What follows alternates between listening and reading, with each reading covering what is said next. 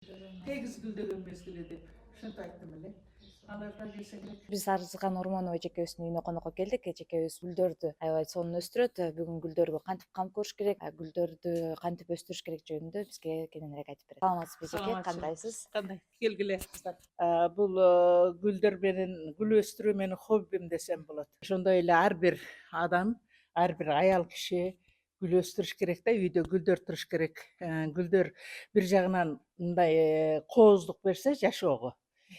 Бир жагынан баягындай дарлыгы бар гүлдөр дагы бар да. Бул кливия гүлү.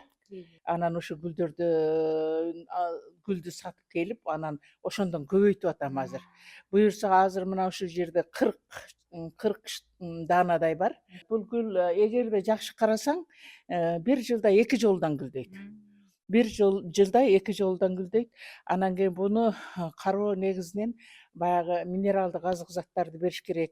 Топурак жумшак болуш керек. Жанагы азыр биогумустар чыкты го, натуральный. Анан ошого окшогондорду анан мына жаратылышка чыкканда баягы арчалардын түбүнөн кара топуракты алып келем да.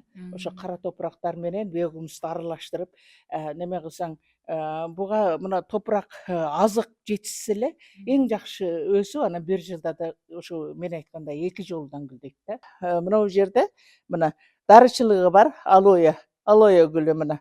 Мына чоң идиштерге булар дагы идиштер, кээ бир идиштер жарылып кетип атат, батпайчы. Тамырлары жарып жиберип атат. Алоэ башка гүлдөргө караганда сууну көбүрөөк ичет менимче. Мен буларды дагы мындай көбүрөөк мындай карайм да, суу куюп. Мына бул теңге гүлү. Мына теңгеге окшоп тегерек болуп турбайбы? Эми булар дагы жазда буюрса көбөйүп, азыр кышта бир аз жүдөп турат. Жүдөп чыкты. Азыр эми жазда көбөйүп кетет. Мына мынандай гүлдөп атат. Мындай гүлдөп атат. Мына гүлү. Жанагы неме да гүлдөп атат. Бул жерде мына неме да гүлдөп атат. Мына бул жерде лимондор гүлдөп атат. Азыр баардыгы гүлдөй баштады. Эң негизгиси ушу гүлдөргө жанагы жаш баладай кылып, же болбосо адамдын көңүлүнө карагандай кылып карап өстүрүш керек да. Анан жанагындай топурактан, идиштен да көп нерсе көз каранды да. Анан мына немеден температура. Мисалы үчүн суукта калып кетип, үшүгүрүп кетиши мүмкүн, же ысыкта калып кетип, күнгө күйүп калышы мүмкүн. Анан гүл деле адамга окшош да. Гүл деле адамга окшош.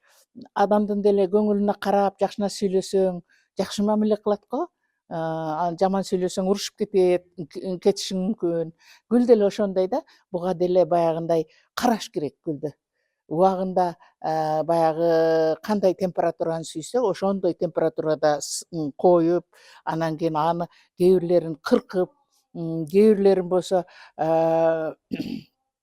мындай кандай сугарыш керек, ошого жараша иш кылыш керек. Мисалы үчүн кээ бир гүлдөр тез сугарыш керек, кээ бир гүлдөр көп суу ичпейт.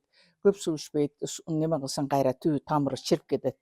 Ошентип азыр ошол гүлдөрдү көбөйтүүнүн үстүндө буюрса бир аз эмгектенип атам. Анан дагы ушу гүлдөрүмдүн санын, анан немесин, гүлдөрдүн баягы ар түрдүүлүгүн дагы көбөйтөйүн дегенмин да.